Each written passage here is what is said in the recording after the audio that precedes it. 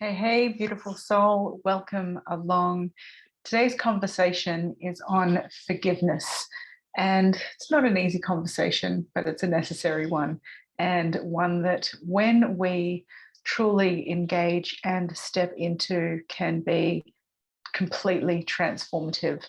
Life can take on a whole new level of vibrancy and energy and shift once we do the hard stuff. So I wanted to share a couple of things today. This topic came about because someone had asked. They said, "How do I forgive someone who has hurt me? And how do I forgive myself for the hurt that I've caused others?" Massive, massive, massive things that are probably some of the hardest things we'll ever have to do. And so today I wanted to share with you a bit of a personal story and also some pieces from where I write a bit about forgiveness and working with the heart space. I'm going to read a bit from one of my books, Dancing with Dragons. It's a very good book. You should get yourself a copy. But it talks as a space particularly about the heart and forgiveness, because that's part of my journey too. So I'll share with that. And I guess as my own background, I held a lot of anger for many, many, many years. For me, the big piece was about learning to forgive somebody else who I perceived as having hurt me. I felt very hurt by them, and this was my own father. And I loved him dearly, and he loved me, and he was a beautiful soul and a fascinating character. And he also had a real issue with alcohol and substances. And unfortunately, in terms of the physical, it took his life. It was, it was too much for his body to handle. And in the end, he died on the other side of the planet, far away from where I was, me and my mother. And he had a sudden heart attack, and there was no opportunity for closure. There was no goodbye. There was no tapering out towards an ending at all. And prior to that point, our relationship had been very fiery, very rocky, and I had a lot of anger at him. Because there was so much about him I didn't understand and that I didn't like, and that had caused me much confusion and pain. So I was really angry at my father when he died. And that was something that I had to journey with for a long time, until I finally understood that in part of my closure and healing process, I would have to forgive. I would have to understand what forgiveness is, and I would have to find a way to do that. And it wasn't until several years after, actually, I went traveling back to France. And I'd done layers of forgiveness, within, but there was another layer of closure that was needed. I needed to go back to where he remained, that which was, his ashes, where they lay. And so I made it back many years later to France. I was living there for a bit of time and trying to learn some French, and finally made it down to go and see my grandmother, his mother, which was not a good experience as well. I was anticipating something wonderful and healing and closing, and it was actually once again a very painful experience, and one of rejection. And she had her own reasons for that, which I can respect. So anyway, I found myself going over to the gravesite where my father's grave was, and I was so exhausted. I was so tired and exhausted by not only the travel, but I think of finally making it to this place where he was at, and everything that had happened and accumulated up until that point, and then the incident that had just happened with his mother. There was just so much emotional exhaustion that I actually fell asleep at the gravesite, right there at his grave. I just fell asleep. I don't know how long I was asleep for. I think maybe only, a few hours or so. But I fell into a really deep sleep. And when I awoke, I had brought I think there was a card, and I wrote in a card. And in that card, I wrote everything that I needed to, everything I needed to say to my father, everything that I needed to process. And again, I'd done quite a bit of work you know, up until that point in terms of healing and forgiving. But this was just the final layer of that, where the forgiveness piece really stepped in.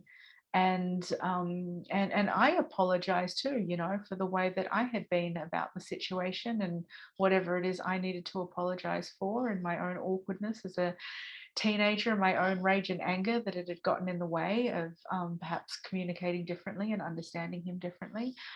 And that, you know, I forgive him as well for what had happened and the way that it had unfolded, and you know, the way that it had ended between us. I was just sorry that it had panned out that way, and yet that was the way it was.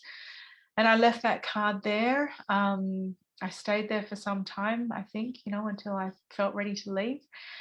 And I don't know what happened to that card. And then I think I wrote a card for my grandmother as well in my very poor, broken French. I understood that she didn't want to see me or speak with me. And so I wrote, and I don't know if she ever received it or opened it, but I wrote what was in my heart to say at that point in time. And I popped that in the letterbox, and I've not been back since. And that was many, many, many, many years ago now.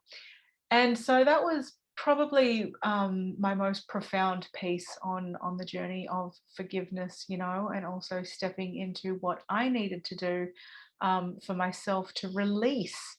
To release. I mean, this is someone who had been deceased, right? He was no longer on the physical, but yet my father, obviously, a huge presence in my life. But even though he was no longer physically present, I had not been fully released from our relationship as it had unfolded here on planet Earth. And so I was carrying with me some heaviness that I needed to shift. Yeah. So it takes time, right? The journey of forgiveness. It takes time to have a level of readiness to be able to do these things, because if we haven't come to a point of readiness to authentically and genuinely be with the energy of forgiveness, whether it is forgiveness of one another or forgiveness of self, what can happen is a kind of superficial forgiveness, right? We can say the words, we can go through the motions, but we might not fully feel it. And it's a heart space thing. This is something that occurs within the heart. So to be with the presence of the heart, there's a couple of things I wanted to share with you. And the first is about this heart space itself. And in Sanskrit, what they call with this area, the heart chakra, they call it Anahata. And I wanted to share with you the essence of that word, what this actually means. Perhaps you've come across this word before. I have no doubt you've heard about the heart chakra and, of course, the powers of the heart. And here's the thing about the heart too, you know, Heart Math Institute does these studies, and we know that, yes, we have a center of intelligence that goes on here in our head. It's incredible what happens in our heads. But our heart also operates as a completely independent and interdependent, right, system. So it works in its own way, but it's also in deep communication with, interconnectedness with other intelligent systems. Our heart and our belly, our hara, our head, heart, and hara, right? They are like three intelligence systems that we can tap into in our body, and each has their own wisdom, each has their own way of being. So today's conversation is really one around the heart. This is, again, from this wonderful book that you should go grab yourself a copy of. In the beginning, before you or I, before the great ancestors, before this earth and before the cosmos as we know it, there was nothing but the great silence. In the silence was the potential for all there ever was, would, and could be. The day came when from this silence emerged a sound, the primordial sound. Unlike sound you or I would know, and unlike the sound made by a human hand or movement in time-space. This was an all-permeating sound, the sound from which all other sound and form would take shape. This sound, the unmade but ever present, is the meaning of Anahata, the Sanskrit name given to the heart chakra. It literally translates to mean unstruck or unbeaten. This name reminds us of the all-encompassing and ever-continual nature directly related to our hearts, the cosmic heart, and the pulse from which we emerge and which we will eventually return. And when we slip into our own silence and fall into rhythm with the breath and our heartbeat, we may access this primordial sound. Here, we come to know the true nature of our own creation, the coming together of the great stillness and the creative force from which all life has come.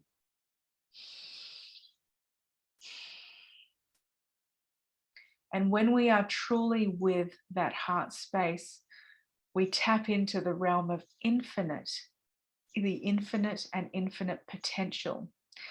And so naturally we can access something as grand as forgiveness in this space, something that might require so much of us, something that might muster all the strength that we, our human selves, have, where we can lean into something greater. We have access here from this place. And, you know, again, forgiveness is nothing to be forced, right? There's that readiness. If it's not there and it's not time, then it's not time and it's okay. Yeah.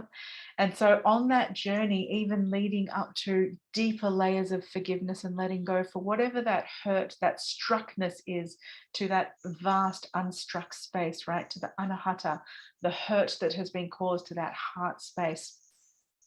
Here is a tool called the Buddhist prayer of forgiveness that I want to share with you. And this is a tool that I found very useful to repeat again and again in helping me to come to that space, to prepare the grounds to be in that space of readiness in order for genuine, true forgiveness to happen, or to tap into deeper and deeper layers of it to happen. So here is the Buddhist prayer of forgiveness. If I have harmed anyone in any way, either knowingly or unknowingly, through my own confusions, I ask their forgiveness. If anyone has harmed me in any way, either knowingly or unknowingly, through their own confusions, I forgive them. And if there is a situation I am not yet ready to forgive, I forgive myself for that. For all the ways that I harm myself, negate, doubt, or belittle myself, judge, or be unkind to myself through my own confusions, I forgive myself. Potent, potent, potent words. Find that prayer, Google it, look it up, print it out if you need to, repeat it again and again, play this again and again if that's what works for you to have it auditorily. It's a big space, and yet when we are able to step into the forgiveness, the frequency of forgiveness, what happens is a great release. There is a liberation that takes place from that when we are ready to do it, so that we can unstruck ourselves, we can free ourselves and let go of some of those things that have been holding, restricting, contracting us. Yeah, because in the end, that suffering is really only our own. Yeah, it is our own. And that ripples out in other ways, whether we are still in that contracted space or whether we get into that freed up space. Either one of those ripples out in ways that are known and unknown and felt to those around us. And when we are able to finally do that forgiveness piece, when it comes, if it comes, we can truly transform. You know, if I go back to that time in my life where I really, truly, truly forgave my father for what happened, and I forgave myself for my own, you know, clumsy way, if it is, of handling the situation in my own youth, and for simply who I was at the time, there was a great liberation that happened after that point, because it enabled the relationship between he and I, which is now on the spiritual plane, to take place and to connect in a different way, because it was no longer hung up in the anger, the resentment, the rage that I had experienced, or the regret. It was no longer hung up in that. And so it was freed up now for something new to emerge in that space. I hope this has been useful. Share it with someone who might need to hear these words today. Much love. Let me know if you have a story to share, and take care of that beautiful heart of yours. Leave it as unstruck as possible, as free as possible, so that it may be a holder and container, a vibrator and a sharer of that deep creation, that primordial sound, that beautiful energy coming through you, so that we may share and raise one another up. Much love.